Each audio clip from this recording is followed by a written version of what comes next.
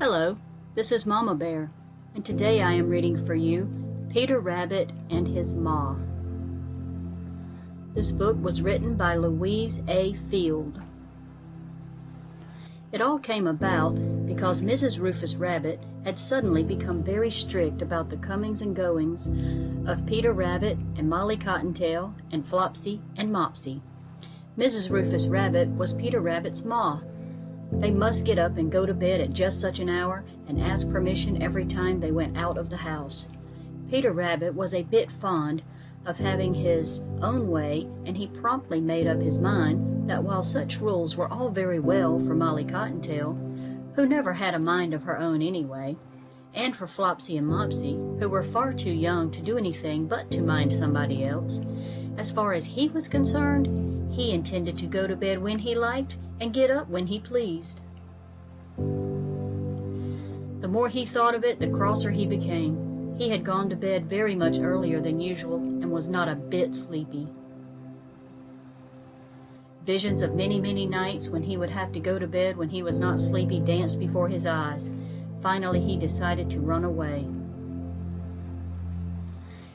At first, he thought of taking Molly Cottontail along with him. Then he concluded that the twins would be very lonely without her. Peter Rabbit was not a selfish bunny. At any rate, he thought he would get on much faster alone. He began to make his plans and grew so excited that he found it impossible to go to sleep at all.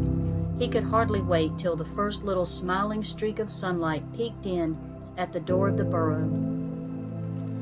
It seemed to beckon him, to offer all sorts of promises, and to urge him to seek for the fun about which he had been thinking all night. Very quickly and quietly he crept out of bed and dressed, pausing every now and then to glance fearfully toward the spot where the other members of the family lay curled up in little furry balls peacefully, and Mrs. Rufus Rabbit audibly sleeping.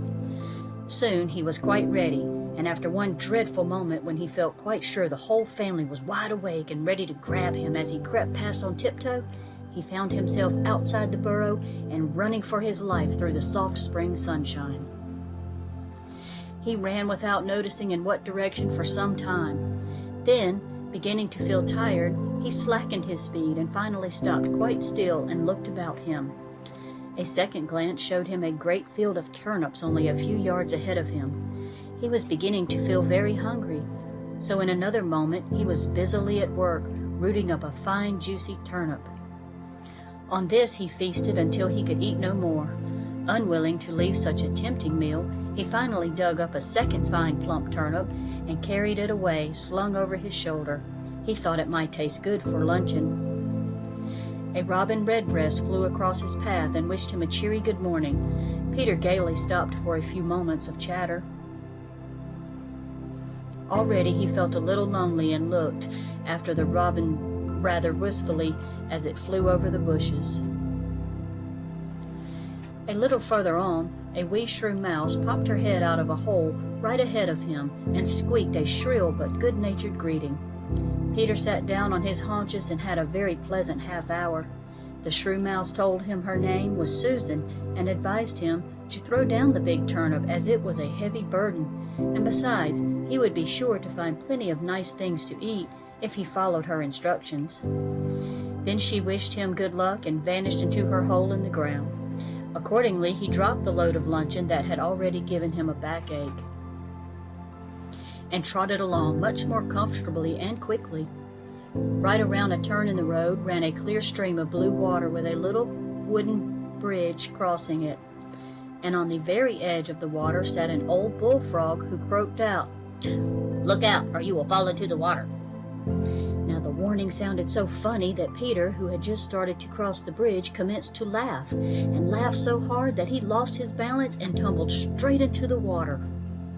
The bullfrog seemed to think this was a very great joke, and in his turn began to laugh loudly. It did not seem so comical to Peter, but luckily the water was so shallow that he quickly scrambled to dry ground with no more inconvenience than a thorough wetting.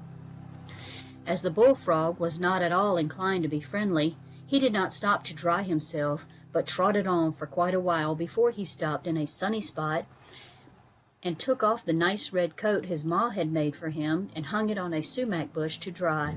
He was beginning to feel hungry and wondered where all the good things were that Susan Shrewmouse had promised him.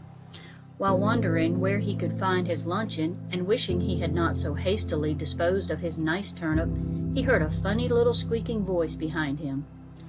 It seemed to be speaking as well as squeaking to him.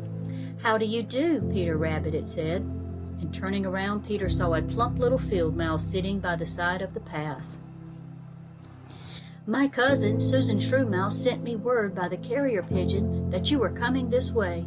Pray come and have luncheon with me," it said. Peter Rabbit was certainly delighted, for his little round tummy had started to give him some inside information, and it was of a kind that made him uncomfortable. He had never been hungry before, and he thought with regret of the good food his mother had always provided, and he began to see himself in the light of a very ungrateful bunny indeed. Suppose he never found his way home, and never saw his ma and Molly Cottontail and the twins again. 2 large tears rolled down his long nose at the dreadful thought. But the voice of Freddie Field Mouse broke in up on his gloomy reverie. Luncheon was all laid out on a large flat stone under a shady green bush, and the 2 furry friends feasted on crisp green lettuce, fresh pink radishes, and tempting yellow carrots. So long did they sit over the meal that Peter discovered, much to his dismay, that the sun was beginning to sink in the west. With many thanks to his kind little host, he put on the little red coat that was now quite dry, and with a last goodbye started down the path at a good pace, feeling much rested and refreshed, but not knowing at all where he was going, for the field mouse had been unable to give him much information, as he had but lately come to that part of the country. When Peter Rabbit did not reach home by dusk, Mrs. Rufus Rabbit began to get very anxious. Having fed Molly Cottontail and the twins and put them to bed, she quickly dressed in her cloak and bonnet, took her lantern and walking stick that had belonged to Peter Rabbit's pa, for who knows but there may be bears in the woods, she said to herself, and not very far did she have to go. For without knowing it, Peter Rabbit had been traveling in a circle, and at the foot of a big oak tree in a nest of soft green ferns she found him fast asleep. And Peter Rabbit went nicely to sleep, very glad to be home again, and very much ashamed of himself for having run away from it. And the last thing he remembered, after he had rolled over to get a good look at Molly Cottontail and the twins, was feeling his ma's soft muzzle rubbing against his face, for that is the way bunnies kiss one another good night. That is the end of our story. Good night, my little friends. I hope you enjoyed the tale of Peter Rabbit and his ma. Please join us again for another reading.